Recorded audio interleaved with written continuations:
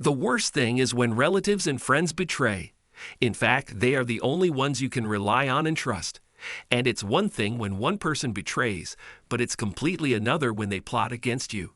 That's exactly what happened to me. It took me a very long time to get over it. Family, you must cherish them, for you cannot eliminate them. I'm uncertain of the origin of that quote, but in my view, it holds undeniable truth. If I had the choice, I'd probably be saying goodbye to most of my relatives right now without a second thought. But let me backtrack. I was the second son and youngest in a household of 3 children. While some argue that the youngest in families often receive preferential treatment, it seems my parents missed that memo. As the baby of the family, I received the least appealing food, the most undesirable household chores, and was the sole recipient of hand-me-down clothes, despite our family's financial capability for better. You might think I'm exaggerating, but a prime example is that I never tasted a piece of white meat chicken for dinner until my sister, the eldest child, left for college when I was 14. Before the era of television remotes, I was always tasked with changing the TV channel in the family room, regardless of my location in the house. Whether I was nearby or not, I'd receive the call and was expected to be present to switch channels before the desired program started. It wasn't quite the tale of Cinderella and her stepsisters, but in my view, it wasn't far off. Then Susan Marsden entered my life. My brother Wayne and I'd observe as the moving truck arrived at the old Johnson house 3 doors down. A dark blue Chevrolet station wagon parked in front, and a man, a woman, a boy, and a blonde-haired, blue-eyed girl emerge. My heart raced, I began to perspire, and my stomach churned. A sensation that would become familiar over the next couple of decades. Jeffy and Blondie sitting in a tree, KISSING. First comes love. Then comes marriage. Then comes Jeffy pushing a baby carriage. Wayne teased in a childish sing-song manner. When I was 8 years old, I didn't fully grasp the meaning of the little tune, but I was old enough to understand that Wayne thought I had a crush on the new girl, which wasn't something any boy my age wanted to admit. Girls were considered off-limits, even if they looked like blonde-haired, blue-eyed angels.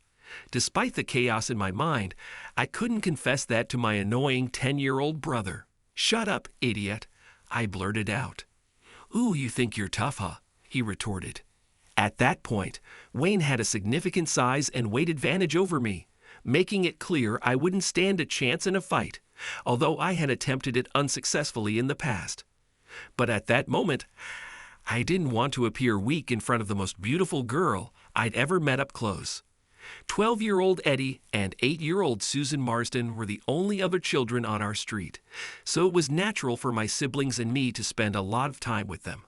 Because of our ages, Susan and I often played together. She was somewhat of a tomboy and could throw a baseball and a football almost as well as I could.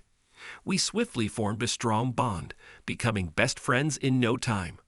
Despite her forging connections with other girls in our small rural town, we remained each other's primary confidants until almost the end of our 8th grade year.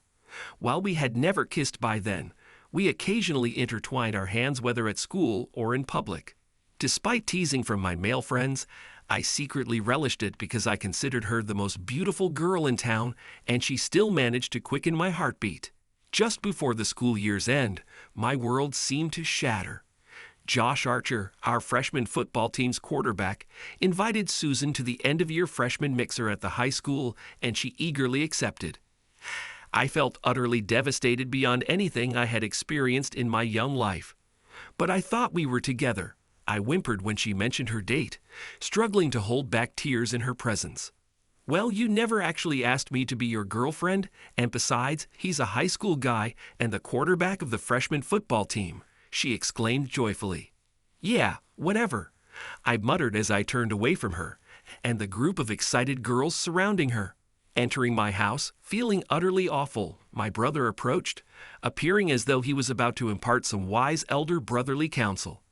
After all, wasn't he the experienced sophomore? "Blondie really got you good, huh?" he jeered, using a swear word that caught our mother's attention. Even Wayne's week-long grounding for swearing didn't ease the pain of losing my girlfriend. Mom attempted to console me by insisting it was just one date and didn't signify that Susan no longer liked me, as if I could believe that. I refrained from visiting Susan's place, and she didn't come to mine in the week leading up to the freshman mixer. I resisted the temptation to loiter outside just to catch a glimpse of her when Josh Archer's dad drove him over to pick her up. Blondie looked stunning, really. They made quite the pair, my brother sarcastically remarked upon returning home a few minutes after Mr. Archer departed. Susan and I maintained our distance throughout the rest of the school year and the summer. We'd exchange waves, but neither of us made an effort to initiate conversation. I won't deny it. I was miserable, but it seemed like she had moved on. Meanwhile, I hadn't. I barely interacted with any other girls and spent most of my free time playing baseball during the day and basketball in the evenings. I was fairly good at sports, and by keeping myself occupied, I managed to avoid dwelling too much on Susan. Well, mostly. My brother kept me informed about her activities, especially her dating life. He always made sure to update me whenever she went out with someone new. My parents noticed Susan's absence from our family gatherings multiple times. My brother took delight in sharing stories of seeing her with different guys. However, my sister Diana often defended me by pointing out that my brother wasn't exactly successful with girls either. I might ask Blondie out. She's always been friendly towards me. My brother excitedly suggested. If she goes out with you, I'll make sure you regret it, I shouted. While I was focused on my brother, I didn't anticipate the slap from my father, which hit me hard on the face inside of my head, nearly knocking me out of my chair. You're fortunate you're too far for me to reach, my dad warned my brother. But let me make this clear. If I find out you're messing with Susan, there will be consequences and they won't be gentle.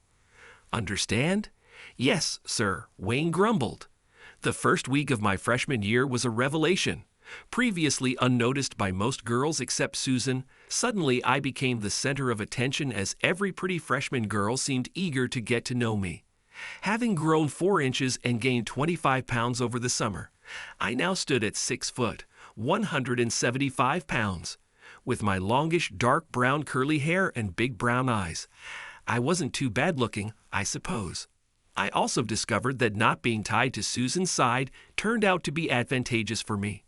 Initially, I was taken aback by the attention the freshman girls showered on me, but I have to confess, I enjoyed it. I went out with a few different girls initially before choosing a petite, adorable redhead with vivid green eyes as my girlfriend.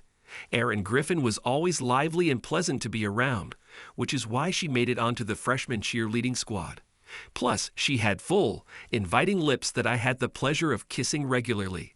Life was good. 2 days after the Christmas dance, Mom escorted Susan into my room, informing me I had a visitor and to keep the door open. Both Susan and I blushed. Jeff, I made a mistake when I went out with another guy last year while we were together, but I was too afraid to admit it to you, she confessed. I've dated several guys since then, and I now realize you were the best. I want us to get back together. I was seated on my bed engrossed in a book when Susan entered the room. I remained motionless as she spoke. It took me several seconds to respond, sitting there in silence before eventually nodding in understanding. If we proceed with this, there are no ifs, ands, or buts. You're my girlfriend, and that means you can't see or be involved with another guy. Clear? No flirting. No kissing. Nothing of that sort. If you do anything suspicious, we're over finished for good, I clarified. I understand, she murmured. But first things first, I need to end things with Erin. She's a really wonderful girl. I care about her a lot, I admitted. Yeah, I know. I witnessed how close you two were at the Christmas dance. I felt it should have been me by your side, not some other girl, she responded. Erin took the news as well as could be expected. I knew I was in the wrong for breaking up with her, but Susan and I quickly reconnected, now with the added element of kissing and occasional discreet touching from my end. Typically, this would earn me a raised eyebrow followed by a swift smile from her. She was my partner in every sense of the word. Despite other guys attempting to pursue her, some of whom I was aware of, she remained faithful to her word. We made the joint decision to attend the University of Wisconsin in Madison. During our freshman year, we resided one floor apart in the same dormitory. However, for the subsequent 3 years, we shared an off-campus apartment. While both sets of parents were aware of our living arrangements, though not entirely approving, they were mostly accepting. Albeit Susan had to assure her parents that she would remain on birth control until after graduation. In fact, we tied the knot after our sophomore year. Our parents graciously hosted a lovely wedding for us. The event proceeded smoothly until near the end, when Wayne decided to inappropriately touch my newly wedded wife while dancing to a slow song. I happened to be across the room, but within moments I intervened, swiftly removing his hand from her and delivering a punch to his mouth. "Ouch!" he exclaimed amidst the blood gushing from his gums. "I've warned you before, you jerk. You'd never lay a hand on my wife," I shouted at him as onlookers rushed to separate us. After regaining composure, the rest of the wedding went smoothly, and I didn't dwell on the fact that my wife never intervened when my brother had his hand on her rear. Susan and I returned to our hometown after graduating. I landed a job as an editor at a small magazine group, while Susan worked for a nonprofit until we started a family. Once our children came along, she became a stay-at-home mom. My income allowed for this arrangement, though I knew I wouldn't be making a fortune. My bothersome brother ceased to be an issue when he relocated to California a year later with his wife of 2 years. He had always been skilled at smooth talking, which served him well in his job in television advertising sales. According to my mother, he found considerable success, living in a lavish home in an upscale neighborhood. I was genuinely happy for him, although secretly relieved that our encounters would be infrequent. Time flew by as it tends to do. 2 years into our marriage, Marianne was born, instantly becoming the center of my world. 2 years after that, we completed our family. At 38, Susan still had the power to quicken my pulse. We were both dedicated fitness enthusiasts, and I admired her physique, which seemed just as impressive as it did when we first got married, despite her having 2 children. In fact, in some ways, it seemed even better. Her breasts were slightly larger, and her hips and buttocks had gained a touch more curvature. Overall, she had become a more mature version of herself, and I felt grateful that she was mine. The phone call from my mother was devastating. Despite never having smoked, my brother had been diagnosed with lung cancer, and his doctor estimated he had about 2 years left to live. Apparently, he had been experiencing symptoms for several months, but had largely ignored them until he could no longer manage on his own. By this point, Wayne had been married and divorced twice. Neither of his ex-wives had been able to tolerate his unfaithfulness, but at least there were no children involved. The luxurious house he once owned had been lost in the divorces, and he was now living alone in a modest 2-bedroom apartment in a less affluent neighborhood, despite having a successful career. It was clear that Wayne would need support in the future, and Mom had some ideas about how we could all come together to assist him. She called for a family meeting the following Sunday, expecting my wife Susan, my sister Diana, her husband Ronnie, and me to gather at our parents' house. A lot of decisions were made during the meeting. Wayne expressed his desire to remain in his home for as long as possible, despite the inconvenience it posed to those who would assist him, considering that the rest of the family lived halfway across the country. Ultimately, it was agreed that the 3 women in the family, my mother, sister, and wife, would take turns living with and aiding Wayne on a rotating basis. Since my wife didn't have a job and our kids were old enough to help at home, Susan would stay with Wayne for 4-week intervals, effectively taking 2 turns for every one of my sisters and mothers. Meanwhile, my mother and sister, both employed, would stay for 2 weeks each. The rotation would consist of Diana for 2 weeks, Susan for 4 weeks, then my mother for 2 weeks, followed by another 4 weeks with Susan before repeating the cycle. Surprised, I questioned my wife about the origin of this elaborate schedule. "I understand that you're the one with more flexibility since you don't work, but you also have 2 children to care for at home. Marianne can drive now, and she can assist with taking Will to his sports practices and other activities," she replied. "The 3 of you will need to be more efficient when I'm not home, and I'll have to be more organized when I am. We have to do what we can for Wayne. That's what family does," she concluded. I couldn't argue with that. even if I was taking the biggest hit in this deal. Despite my brother being difficult, he was family. My children and I could adapt. We had a video call with Wayne from our parents' living room. He was overcome with emotion about the women volunteering to help, which made everyone here emotional too. It felt like a scene from a sentimental Hallmark Channel movie. Before Susan left for her first shift in California, we had a family meeting. The kids understood that Uncle Wayne needed assistance, so they promised to help me at home. Susan also prepared several meals in advance before leaving for Wayne's. "I'm grateful for what you're doing for the family, babe," I told Susan. "Just remember, you're there to assist Wayne, not be his personal servant. Don't let him manipulate you, and don't buy into any of his nonsense." She nodded with tears in her eyes and went through the airport gate. During Susan's first shift in California, the kids and I spoke to her about every other day. She said Wayne was in good spirits and still capable of most tasks. When she returned home, all three of us went to the airport to pick her up. Her 2 weeks at home flew by, and before we knew it, she was heading back to California. Once again, she had prepared meals for us, and the four of us spent a lot of quality time together when she was home. It felt like our family had grown closer. I couldn't quite pinpoint it, but something felt amiss during our conversation with Susan on her second shift in California. I wondered if the kids sensed it too, but I refrained from asking them. Susan appeared somewhat preoccupied while talking with us. I'd assumed Wayne's decline was progressing faster than expected, and my wife was deeply affected by it. I reiterated to her several times, "We can adjust things if it's becoming too difficult for you, sis." "No, it's fine. Sometimes I just need to remind myself how lucky we are to have each other. Wayne doesn't have a wife or kids. He's all alone here, except for me, Diana, and Mom when we're around." "That must be really tough," she replied. We had managed well during Susan's absence, and the household was functioning fairly smoothly. Personally, the adjustment was a bit challenging, without my partner and best friend by my side every day. Additionally, there was the absence of intimacy with Susan, as our physical connection went from 3 times a week to 0 during the month she was away. I wondered if she felt that absence too. I went alone to the airport to pick up Susan the second time, and if I'm honest, I considered booking a hotel room so we could be intimate before driving home. My desire was overwhelming, and my arousal left no room for comfort in my jeans as I drove to the airport.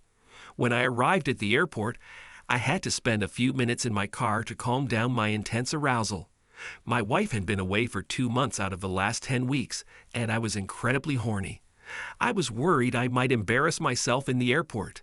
As she walked towards me through the gate, she was dressed in jeans and a simple blouse. Yet to me, she appeared as beautiful as if she were wearing a ball gown.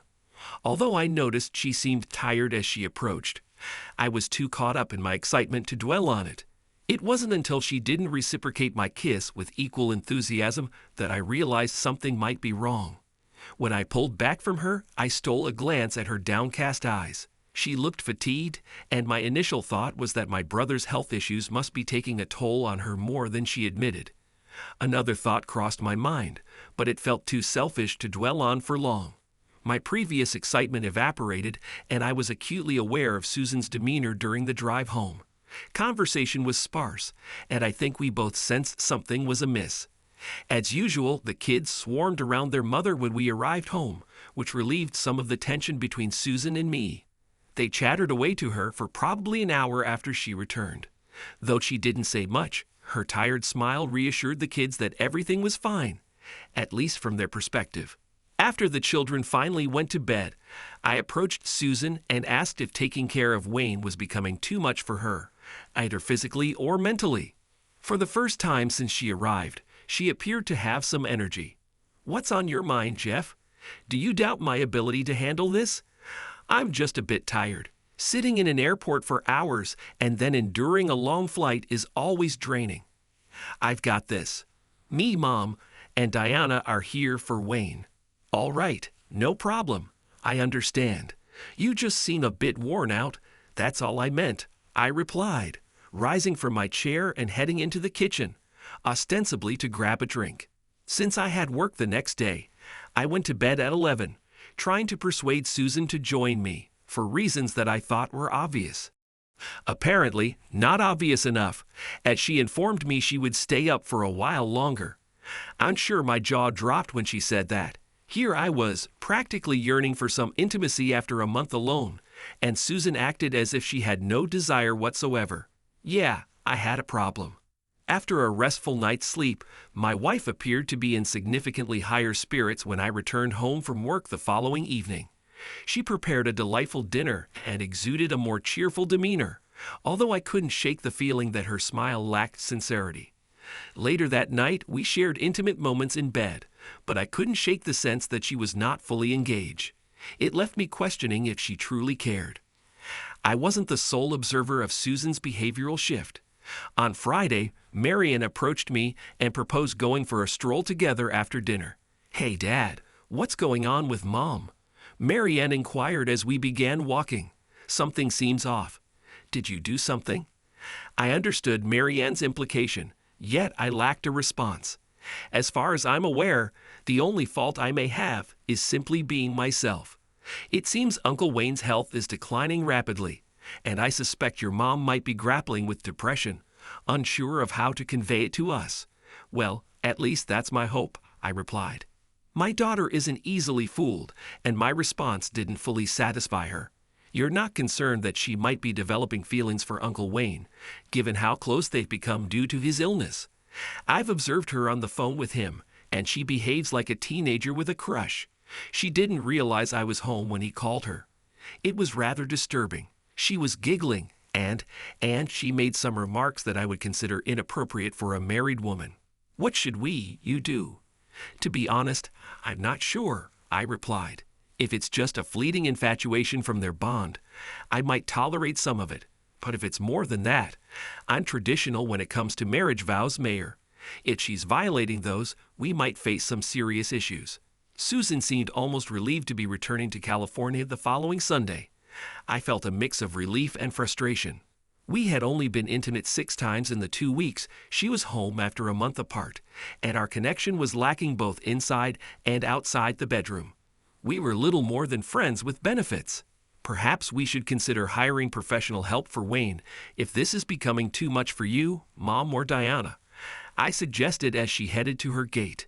"Remember, you have a family that needs you while you care for Wayne. Don't forsake us for him." "How dare you?" she snapped. "I'm busting my butt looking after your brother." "Your brother? You're just a selfish jerk." "I may be selfish, but I'm not foolish," I retorted. "Getting too involved with Wayne wouldn't be good for our marriage." The following night, I reached out to my parents to discuss my concerns. However, my mother's response was dismissive, even accusing me of being selfish for worrying. When I mentioned to them that I wouldn't tolerate any interference from my brother in my marriage, even if he were in dire circumstances, I felt a pang of discomfort. "You can't mean that, Jeff. He's your brother, she's your wife. You care for both of them," my mother asserted. "Do I, Mom?" I countered. "Do I truly care for them that deeply?" While I was disappointed by my mother's reaction, my father's laissez-faire stance didn't surprise me. Throughout my childhood, he consistently favored my brother over me, and it seemed nothing had changed in adulthood. My love for Susan had been unwavering since childhood. Despite my suspicion that she had crossed boundaries with my brother, my love for her compelled me to give her the benefit of the doubt, albeit to the limit of my self-respect. Some might interpret it as my ego, but whatever the label, I needed to maintain my integrity and self-worth. My daughter eagerly assisted in my plan. She discreetly acquired Susan's keys while she was at home and had a copy made. I intended to visit my brother's home unannounced, prepared to stay for several days if necessary to ascertain the truth firsthand. I waited for 2 weeks into my wife's stay in California before flying out myself. Arriving at Wayne's house in a rental car, I entered at 2 a.m., holding onto a sliver of hope, but deep down knowing what awaited me. Finding them both asleep in Wayne's bed, carrying a pot of cold water into the room, I poured it over their heads, prompting shocked screams as they tossed off the covers, revealing their nakedness. Their screams turned to threats once they saw me standing there, holding my phone. "If you weren't dying, I'd kill you," I shouted at my brother. "And as for you, if you can't understand, we're finished." You don't have to return home after your month is up. You can stay here with him until he passes, Susan sobbed, attempting to shield herself with her hands, though it was futile. Really, Susan, everyone in this room has already seen it all. Modesty should have come before you slept with my despicable brother. I spat. I'm sorry, Jeff, she sniffled, but he's dying, and I thought I was comforting him. He's family, so I thought it was okay, she sniffled. It was the right thing to do. Even your mom said so. My mom? My mom thought this was a good idea? I cried out. Well, yes. We, her, and Diana discussed doing something for Wayne. And this is what we decided on. He won't be able to do this much longer, so we started last month. So you, Deanna, and Mom all agreed this was a good idea. And you never thought to inform me, your husband, supposedly the person you're closest to in the world, the one you vowed fidelity to years ago. If it was such a brilliant idea, why wasn't I included? Were you ever planning on telling me? Wayne apparently decided it was a good moment to share his thoughts with me. Relax, Jeffy. Your wife is an incredible woman. And incredible in bed, my brother interjected. Nobody said anything to you because you're a jerk, and we all knew you wouldn't handle it well. And we were right. So you were all in on this brilliant plan. Fantastic. The one who cheats gets a say, but not the faithful husband who's kept in the dark, I remarked. Well, you're right. I'm not okay with this. Sharing my wife thing. You can have her. I'll find someone else. Someone who'll be loyal to me. No, Jeff. This isn't permanent. Wayne's dying, Jeff. Show some compassion, Susan pleaded. Are you serious, woman? My compassion was letting you take care of him for a month at a time, not sleeping with him like some loose woman, I retorted. Stop calling me that. I'm not loose, she objected. You're having sex with a man who's not your husband. That's what I call loose, even if you disagree, I countered. Who cares what he thinks? Wayne chimed in. I think you're a wonderful sister-in-law. As Susan and Wayne put on robes and she began changing the wet sheets, I questioned my wife. So how long has this been happening? I could sense she was trying to cushion the blow somehow.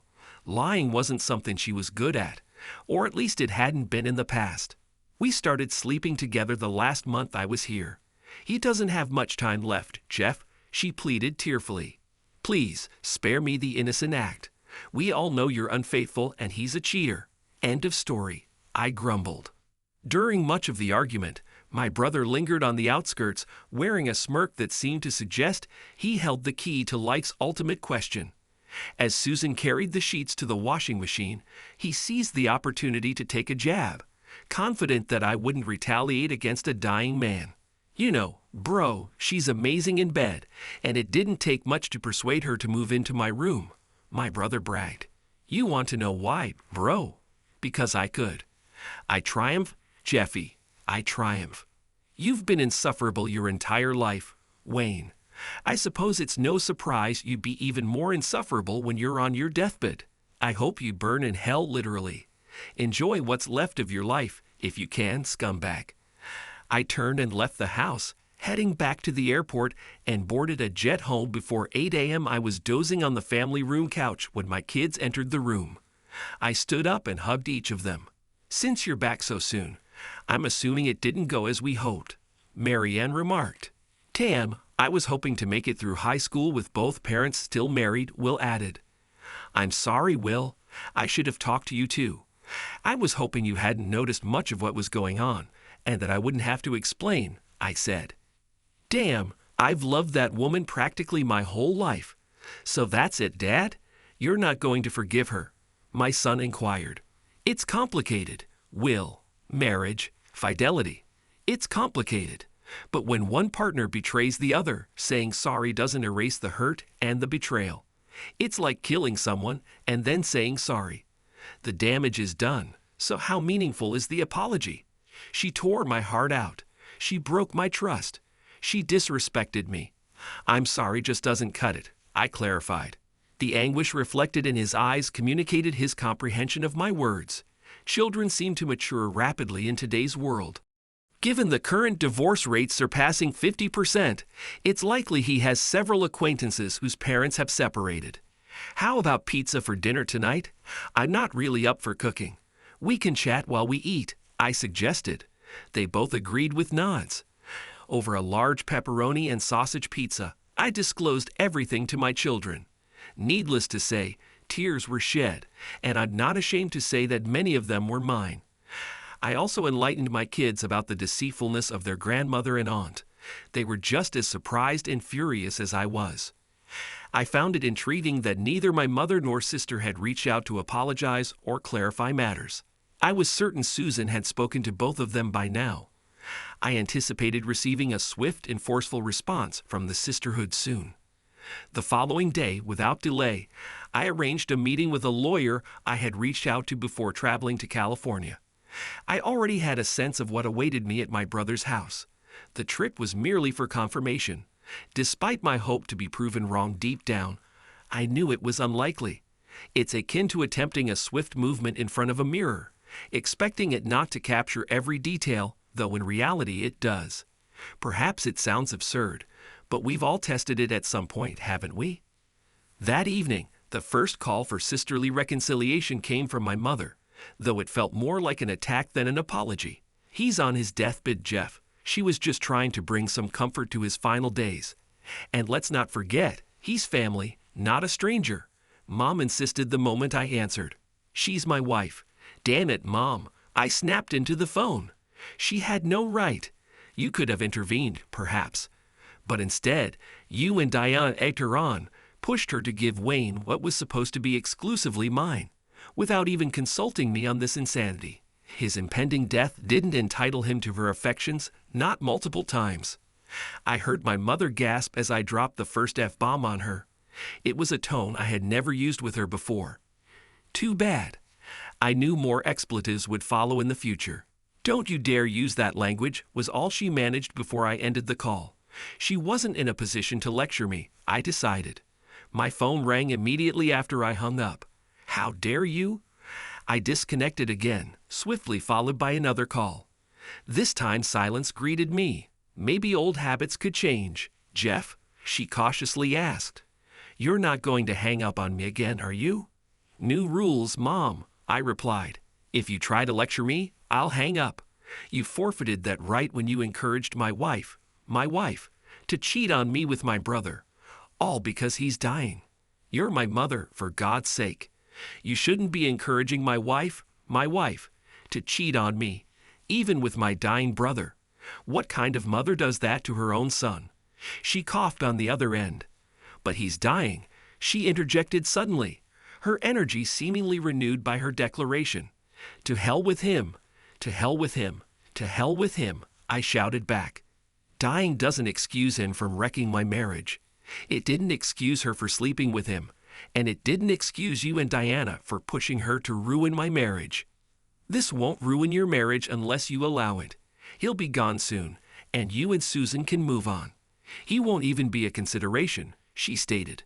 Or he'll always linger in my mind, and maybe in hers too, I retorted. Do you have no forgiveness in your heart? Mom asked. No, I don't, I replied. Would you forgive Dad so easily if he slept with Belinda Parker? Belinda Parker? That blonde woman who lived across the street when you were kids. I could hear flecks of saliva practically propelled from Mom's mouth as she spoke. Would you have let Dad sleep with Belinda Parker if she was on her deathbed? I inquired. That's a nonsensical comparison, she snapped at me. Clearly not, I replied quietly. My sister phoned after 2 days, sounding apologetic, which was a relief. I regret not realizing the obvious sooner, Diana admitted. We all got carried away with Wayne's illness and lost our better judgment. Even disregarding our family ties, I shouldn't have encouraged Susan to cheat on you just because Wayne was dying. Ronnie was furious when I confessed what Susan did, with both my and Mom's support. He hasn't spoken civilly to me since then, and even said you'd be justified in punching me. Looks like I'll need to work hard to regain his trust, she sighed.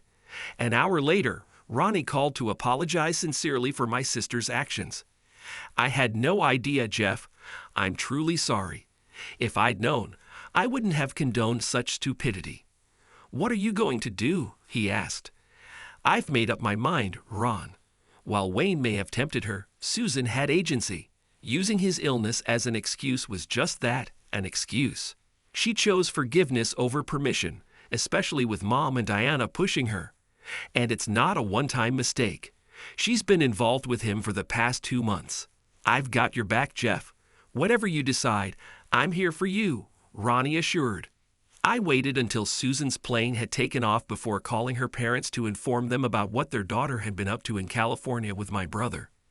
As expected, given my long-standing familiarity with them, they were both embarrassed and appalled upon grasping the truth of the matter. "Seriously, Jeff, is this some sick joke?" her father yelled through the phone. "No joke, Dad. You know I wouldn't jest about something like this." He's always harbored feelings for Susan, and it seems he decided to make a move, thinking he had nothing to lose.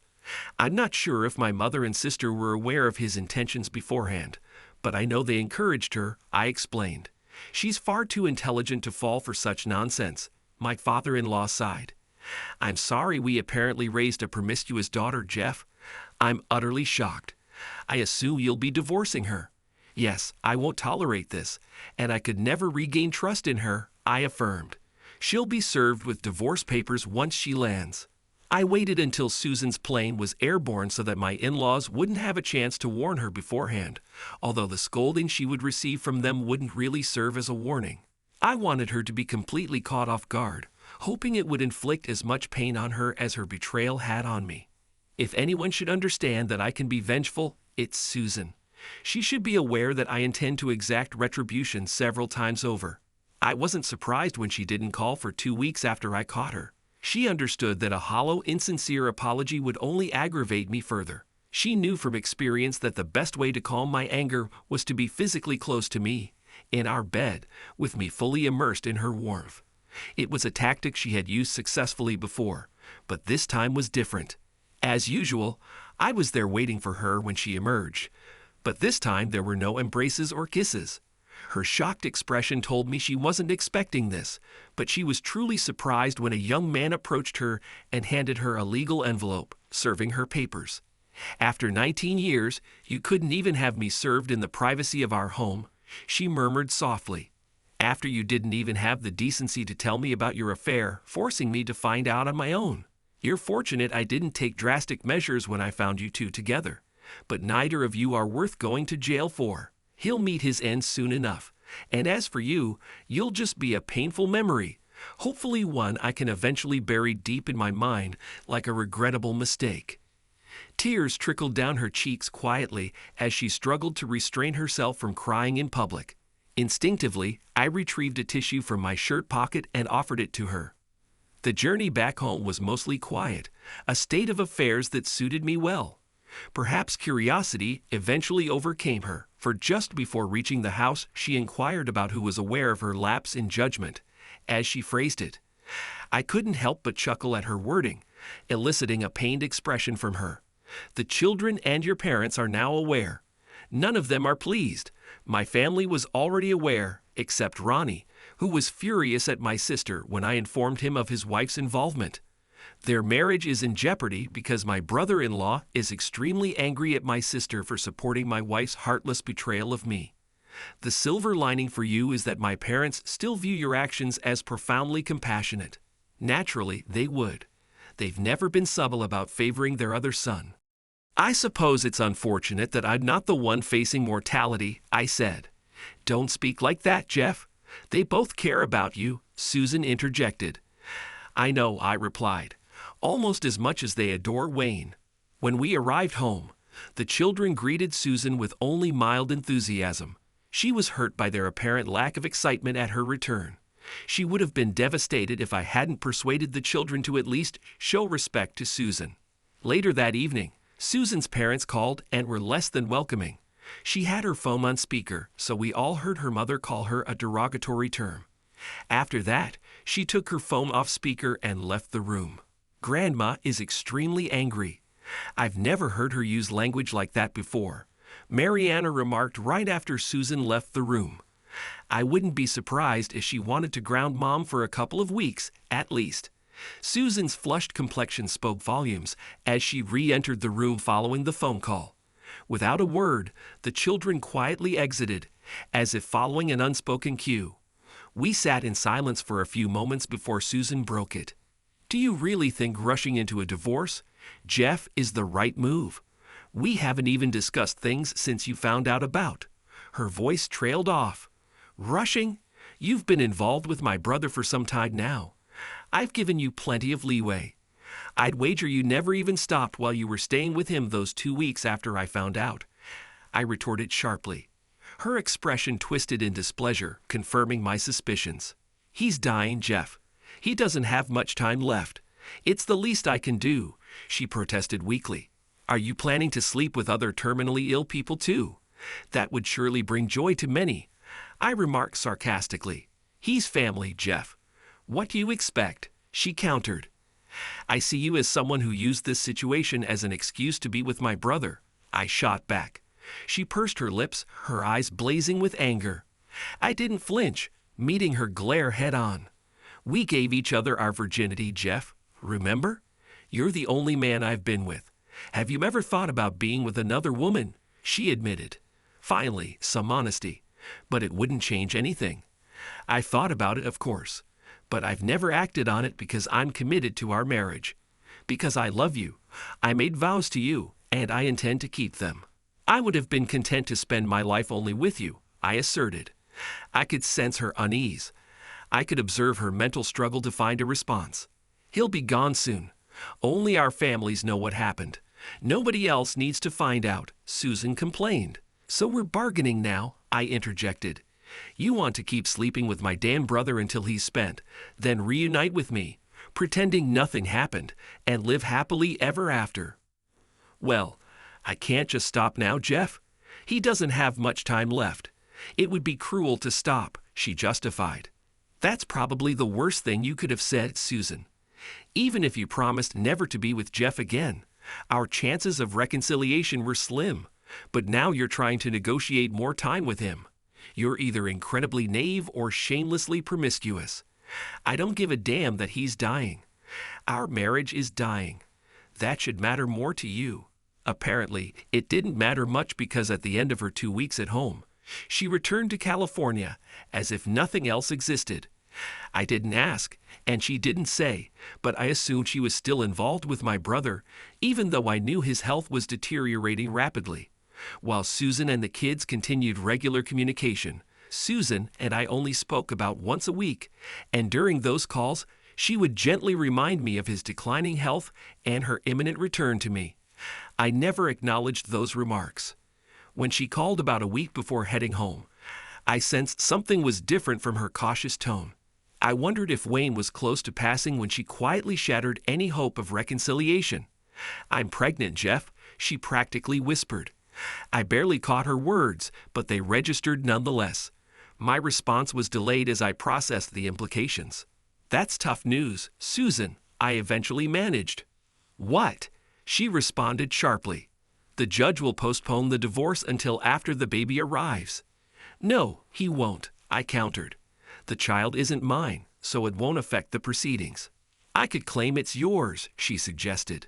Lying in court is perjury, I warned.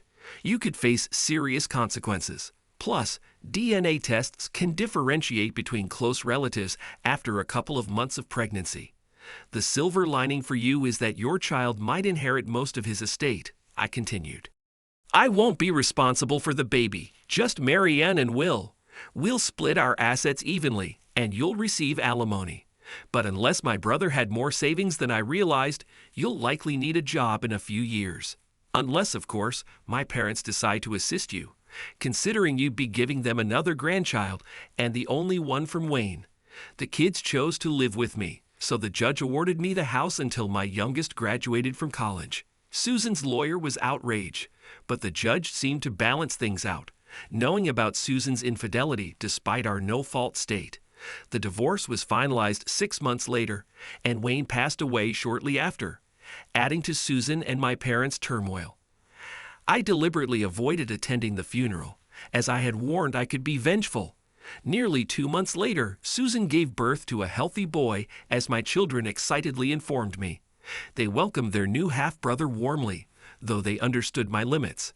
While I wouldn't harm the child, I wouldn't take on the role of his deceased father, teaching him sports or life skills. I knew my boundaries, even in my self-proclaimed decency. After my children informed me that their mother had moved in with my parents shortly after giving birth to her child, she eventually secured a part-time job to contribute to expenses. During her work hours, my mother looked after the child.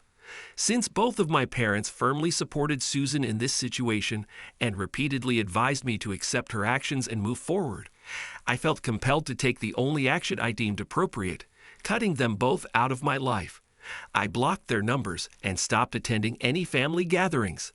The only individuals I maintained contact with besides my children were Ronnie and Diana, with the condition that they never divulge my whereabouts or activities to my parents or ex-wife. Although it was a difficult request for my sister, Ronnie made it clear that he would end their marriage if she didn't comply. Aware of the fragile state of her marriage, Diana wisely remained silent. My children fully understood my decision and never protested my absence from family gatherings. We celebrated Christmas, birthdays, and other important occasions a day or two after the rest of the family convened. The only exceptions were my children's weddings. I assured them both that I wouldn't allow my ex-wife or former family to prevent me from attending their special days. However, I left it to them to inform the rest of the family that I wouldn't tolerate any mistreatment. I promised my children that I wouldn't be the one to mar their weddings. My daughter was the first to marry, 6 years after the divorce. I proudly escorted her down the aisle and then took my place next to my ex-wife on the bride's side of the front row. At one point during the ceremony, Susan attempted to hold my hand, but I quickly withdrew it, conveying my stance. Marianne orchestrated it so that I sat with family friends instead of at the family table. By now, everyone was aware of my divorce from Susan due to her infidelity, so there was no need to rehash the circumstances. We all seemed to enjoy ourselves at the table, and I made sure to mingle and fulfill my duties as the event's host, considering I footed the bill. Throughout the night, I visited every table for a few minutes, even approaching the family table to express gratitude for their attendance. My ex-wife and my parents gave me strange looks as I thanked them and moved on. I danced with every woman at my table and several others throughout the evening, noticing Susan glancing at me occasionally, though I had no intention of inviting her. "Are you not going to ask Mom to dance at least once, Dad?" Marianne questioned me after some time. "After all, both of you are the reason I'm here tonight." "No, sweetheart, I won't. I'm sorry, but I have no interest. Let's not spoil the evening," I replied. I could see Marianne contemplating, perhaps wanting to press the matter further, but ultimately deciding against it.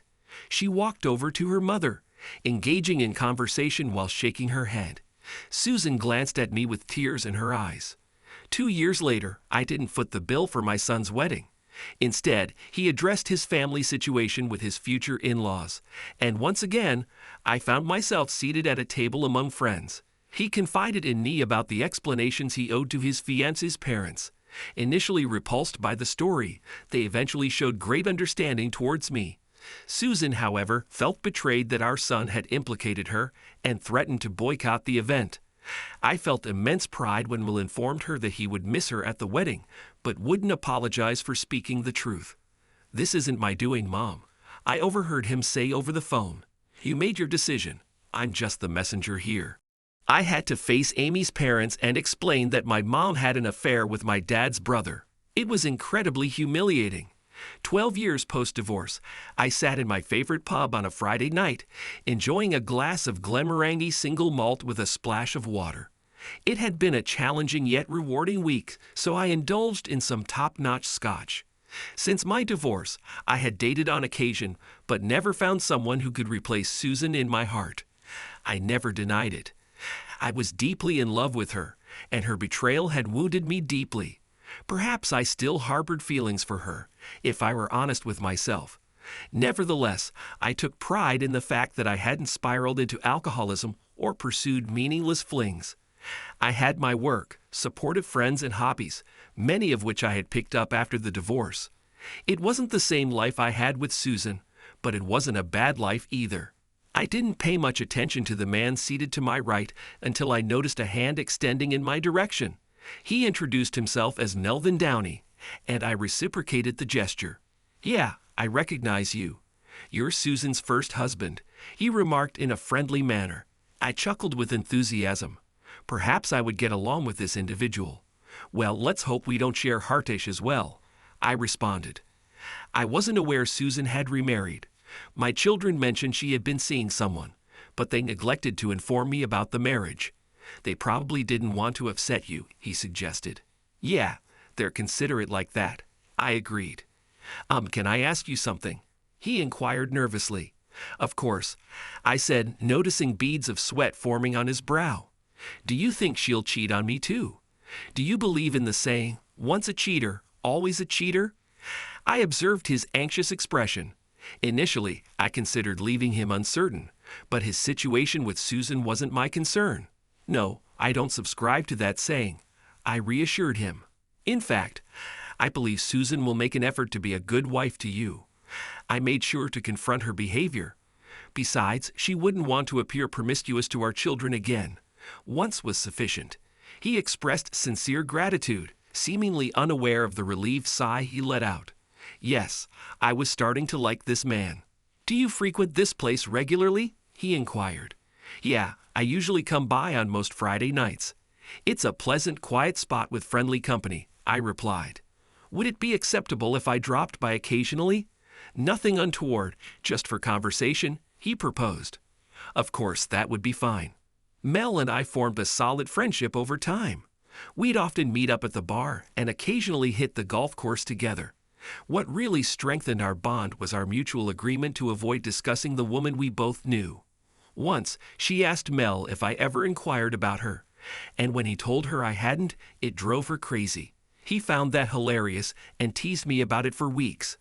I used to think Mel exaggerated the situation until I unexpectedly bumped into Susan at an Applebee's during lunch. As I was enjoying my burger, Susan, looking furious, sat down at my table without invitation. "Well, Susan, please make yourself at home," I remarked sarcastically once she'd settled in. "What the hell, Jeff?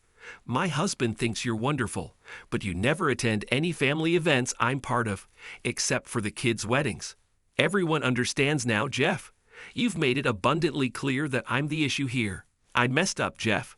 I can't change that. All I can do is apologize," she complained. And therein lies the problem, Susan. Some things can't simply be erased with a casual, "I'm sorry" note. Thanks to everyone who took the time to listen to today's stories. If you enjoyed it, please consider liking and subscribing if you haven't already. Feel free to share your thoughts on the events in the comments below. Take care.